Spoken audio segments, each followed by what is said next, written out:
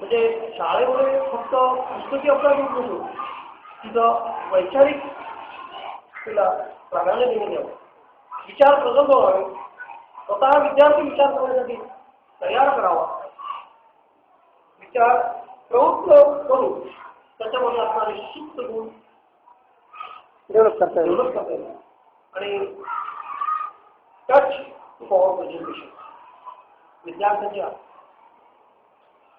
त्या ज्ञानाला आपण स्पर्श करू, त्याच्या अंगी असणारे सुप्त गुण, त्याचा कशात रस आहे, त्या कोणती आहे आणि त्याप्रमाणे त्याला डेव्हलप करण्याचा प्रयत्न करू.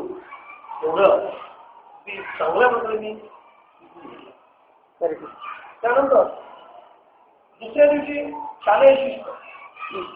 शालेय शिस्ती बाबतीत मुख्याध्यापकाचं विचारमंथन, वर्तन आणि त्याची निर्णय क्षमता, आत्मविश्वास, शिक्षकाप्रती असलेल्या भावना, शिक्षकाचे त्याचे विचार, समन्वय आणि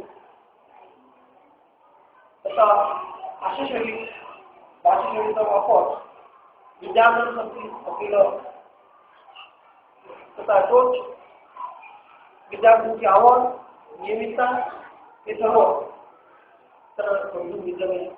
मुख्याध्यापकांनी शिक्षकेचा कर्मचारी बोलवलं, शाळेची इमारत, शाळेचं प्रयोगशाळा, शाळेची ग्रंथालय याविषयी महत्वाची माहिती तिथं मिळवली आणि त्याचा चांगल्या प्रकारे उपयोग त्याच्या शिक्षणामध्ये होईल असं मला आपली व्हेरी गुड. थँक्यू. मॅडम तुमच्यापैकी कोणी?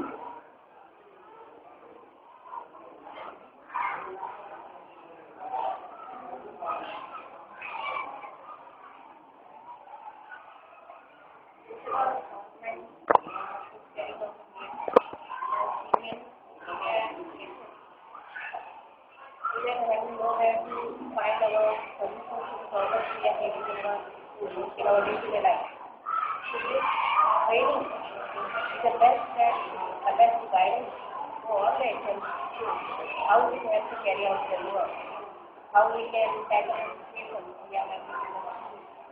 how we can guide our students to carry out various work, and how we can develop our schools, how we can transform our schools, raise the level, the standard of our schools.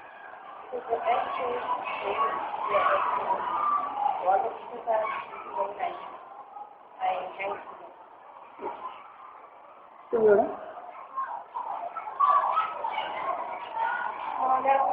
आपल्या शिक्षणामध्ये विद्यार्थी 4-5 विषय cover केले. ते सर्व विषय असे चांगल्या प्रकारे गटचर्चा करून कार्य करून आणि संबंधित विषयाचे प्रेझेंटेशन देऊन चांगल्या पद्धतीने समजून घेतले आणि निश्चितच त्याचा वापर आमच्या शाळेत आम्ही करणारच आणि उत्तम त्यासाठी आणि चांगल्या पद्धतीने फायदा होतो ना. Okay, thank you. तुमच्या जेवणाची वेळ झालेली. मी तुम्हाला मदत